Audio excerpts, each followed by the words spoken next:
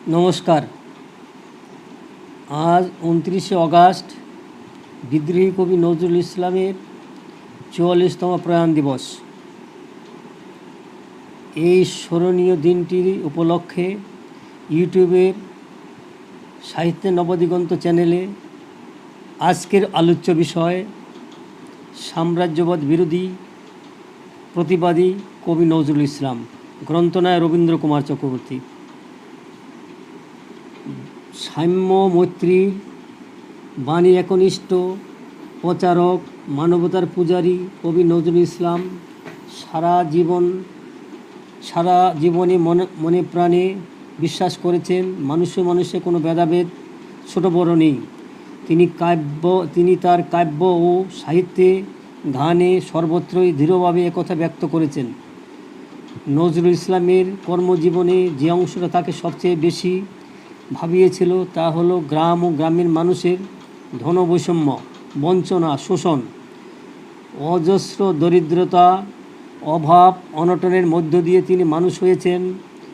অগণিত মানুষের শোষণ, ধনী ও দারিদ্র্যের ব্যবধান, গ্রামীণ মানুষের অসীম দুর্দশা হৃদয় দিয়ে অনুভব করেছেন তিনি।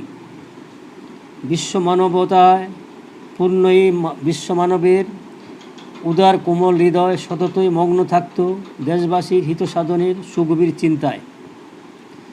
ব্রিটিশ সাম্রাজ্যবাদের শৃঙ্খল থেকে ভারতবর্ষকে মুক্ত করার জন্য দেশের তরুণ সম্প্রদায়কে বেছে নিয়ে তাদের বিদ্রোহের মন্ত্রে দীক্ষা দেওয়ার পেছনে কবির যে অভিপ্রায় ছিল সে কথা কবি নিজেই ব্যক্ত করে বলেছেন, তারুণ্যকে যৌবনকে আমি যেদিন হইতে সাম্যের গান গাহিতে শিখাইয়াছি সেদিন হইতে বারে বারে সালাম করিয়াছি, আজিম করিয়াছি, সশ্রদ্ধ নমস্কার নিবেদন করিয়াছি। গানে কবিতায় আমার সকল শক্তি দিয়া তাহার জয় ঘোষণা করিয়াছি। বলা বাহিল্য, নজরুলের এই সাম্য চেতনা রাজনৈতিক দার্শনিক প্রবক্তাগণের সাম্যবাদের ঠিকঠাক সংজ্ঞানুযায়ী মিলানো যাবে না, এবং বলা যেতে পারে সাম্যবাদ এক উদার মানবধর্মী আশ্রিত জীবনের বিভিন্ন দিকে বঞ্চিত, অবহেলিত, নিপীড়িত মানব সমাজের প্রতি ঐকান্তিক মমতা ও উচ্ছ্বসিত ভালোবাসার সাগর মন্থনে জাত অমৃত স্বরূপ এ সাম্যবাদ। মনে হয় এ যেন কোনো 19 শতকের সহজ মানবতাবাদী ভাবনার উত্তরাধিকার সমৃদ্ধ। বর্তমানে বিশ্বের বহুল আলোচিত শব্দ সাম্য বা সাম্যবাদকে নজরুল ইসলামের কার্যধারার একটি অন্যতম বেগবতী স্রোতরূপে চিহ্নিত করা যেতে পারে। নজরুল ইসলাম তরুণ সম্প্রদায়কে সকল সংস্কার এবং উদার সর্বজনীন মানবিক বোধে উদ্বুদ্ধ করেছিলেন। সেই সঙ্গে ছোটদের, মোট জনসংখ্যার বৃহৎ অংশ দরিদ্র সম্প্রদায়কে স্বাধীনতা আন্দোলনে সামিল করতে চেয়েছিলেন। সমাজের এই বৃহৎ অবহেলিত সর্বহারা শ্রেণীর মানুষই হলো সবচেয়ে বড় রূপান্তরকারী শক্তি। তাই তাদের প্রসঙ্গে বিদ্রোহী বলেছেন, আজ আমাদের এই নতুন করিয়া মহাজাগরণের দিনে আমাদের শক্তিকে ভুললে চলিবে না। যাহাদের উপর আমাদের 10 আনা শক্তি নির্ভর করিতেছে, অথচ আমরা তাহাদের উপেক্ষা করিয়া আসিতেছি, সে হইতেছে আমাদের দেশের তথাকথিত ছোট লোক সম্প্রদায়।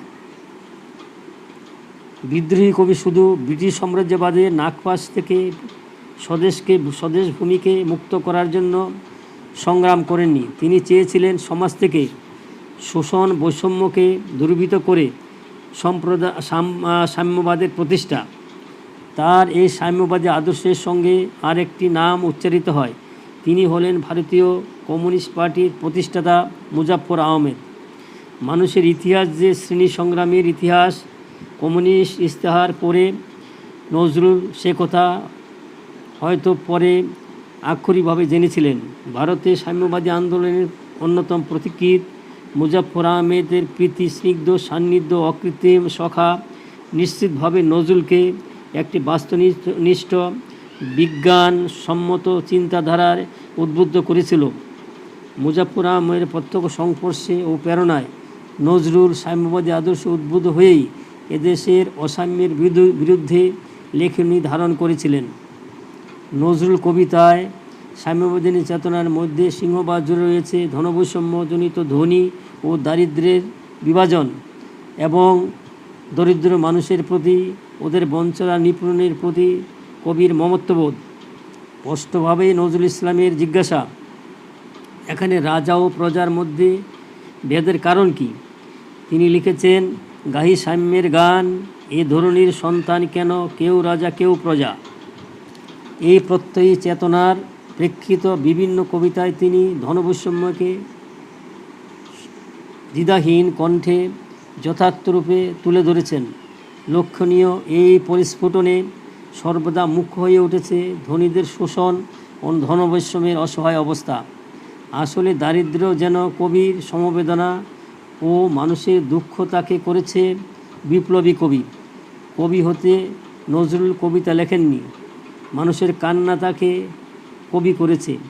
দরিদ্র মোর পরমাত্মীয় কবিতায় নজরুল বলেছেন, গরিবের তরে মরিতে এসেছি, মরিব ওদের সাথে, মরিবার আগে মারিয়া যাইব প্রাণ ভরে দু হাতে, উহাদের দাবি উহাদের প্রাপ্য আদায় করিয়া যাব, মৃত্যু দোষ মুবারক ধরে আল্লাহর দেখা পাব। সমাজতান্ত্রিক মতাদর্শে বিশ্বাসী কর্মীদের নিয়ে বৃহত্তর রাজনৈতিক কাজ করার উদ্দেশ্যে 1925 সালে মুজাফফর আহমদের নেতৃত্বে দি লেবার স্বরাজ পার্টির নাম পরিবর্তন করে গঠিত হয় গ্যাজেটার্স অ্যান্ড ওয়ার্কার্স পার্টি। তার সহযোদ্ধা ছিলেন বিদ্রোহী কবি নজরুল ইসলাম, কুতুবউদ্দিন আহমেদ এবং স্বরাজ দলের বিপ্লবীবাদী সদস্য হেমন্ত কুমার সরকার। শ্রমিক কৃষকদের এই পার্টি অন্যান্য বিপ্লবীদের আকর্ষণ করে আনে। অনুশীলন সমিতির প্রাক্তন সদস্য গোপেন চক্রবর্তী ও ধরণী গোস্বামীর নেতৃত্বে একটি গোষ্ঠী মিলিত হন মুজাফফর আহমদের সঙ্গে। গণবাণী ও লাঙ্গল নামে দুটি পত্রিকা প্রকাশিত হয়, যার মাধ্যমে শ্রমিক কৃষক আন্দোলনের আদর্শ সংগঠন ও কর্মসূচি প্রচারিত হয়। এই সময়ে বাংলা সাহিত্যে বিদ্রোহী কবি নজরুল ইসলামের আবির্ভাব। ব্রিটিশ বিরোধী গণজাগরণে এবং সাম্যবাদী আদর্শ প্রচারে নজরুল ইসলামের কবিতা ঐতিহাসিক তাৎপর্য রয়েছে। হিন্দু মুসলিম সম্প্রীতি তিনি এক উজ্জ্বল প্রতিভূ। কবি নজরুল ইসলাম বলেছেন, অত্যাচারী, বিভেদকামী, দুর্নীতিপরায়ণ, নিপীড়নকারী, শোষণকারী মানুষের বিরুদ্ধে প্রহার ও প্রেম উভয়ই প্রয়োজন। অসৎ ভাব দূর করার জন্য প্রেমের প্রয়োজন। তিনি তার লেখা কবিতা কাব্য হয়নি বলে যারা তাকে কবি বলতে ইচ্ছুক নন তাদের প্রতি কবির বাণী। দুঃখ বেদনাতুর হতভাগ্যদের একজন হয়েই আমি বেদনার গান গেয়েছি। সে গানে হয়তো রূপ রং ফোটেনি, আমি ভালো রংবেজ নই বলে সেই বেদনার সুরকে অশ্রদ্ধা করার মতো নিচুতা মানুষের কেমন করে আসে। আমি অন্যায়ের বিরুদ্ধে বিদ্রোহ করেছি, সমাজের সকল কিছু কুসংস্কারী বিধি নিষেধের বেড়া অকুত ভয়ে ডিঙিয়ে গেছি, এর দরকার ছিল মনে করেই। নজরুল ইসলাম মুক্তিকামী মানুষের কবি, শ্রমজীবী মানুষের ব্যথা বেদনার উপকার, স্পর্ধিত যৌবনের দ্রোহ এবং প্রেমের তিনি উজ্জ্বল ধ্রুবতারার বাঁধন ডোর আকুলতা ভাঙার তিনি উজ্জ্বল নক্ষত্র। তার অগ্নিবীণায় জেগে উঠেছে বিপ্লবী সংগ্রামে রণন ঝনন। তিনি চির যৌবনের প্রদীপ্ত দিবশিখা। নির্দিষ্ট করে বলতে গেলে নজরুল দেশের হয়েও দেশাতীত কালধর্ম যুগধর্মকে পালন করেও কালতীত এবং সমস্ত মানুষের মুক্তি তীর্থের পথিক হয়ে শ্রমজীবী মানুষের আর্থ রাজনৈতিক শোষণের নিগড় ভাঙ্গা স্বপ্নকে তার কাব্যে লালন করে এসেছেন।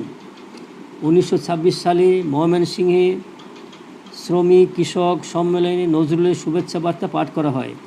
এই শুভেচ্ছা বার্তায় তিনি লিখেছিলেন, এই মাঠকে জিজ্ঞাসা কর, মাঠে তার প্রতিধ্বনি শুনিতে পাইবে। এ মাঠ চাষার, এ মাটি চাষার, এ ফুল ফল কৃষক বধূর।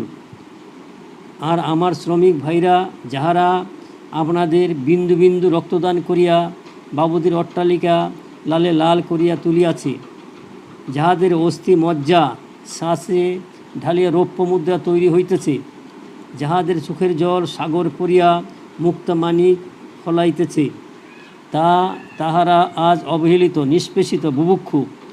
আজ কিষাণীর দুঃখে, শ্রমিকের কাতরানিতে আল্লাহর আরশ কাঁপিয়া উঠিয়াছে।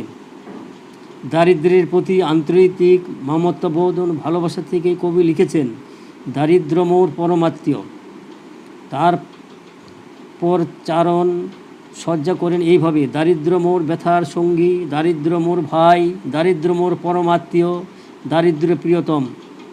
আর এই বোধ থেকে জন্ম নেয় সেই বিখ্যাত কবিতা, যেখানে কবি অপূর্ব দক্ষতা, অসাধারণ ব্যঞ্জনায় খণ্ডিত করেন দারিদ্রকে। আসলে এ যেন কবির নিজের প্রতি মমত্ববোধ, কেননা জীবনে পথের বাঁকে বাঁকে তিনি দারিদ্র্যের করাল মুখবেদান বারবার প্রত্যক্ষ করেছেন।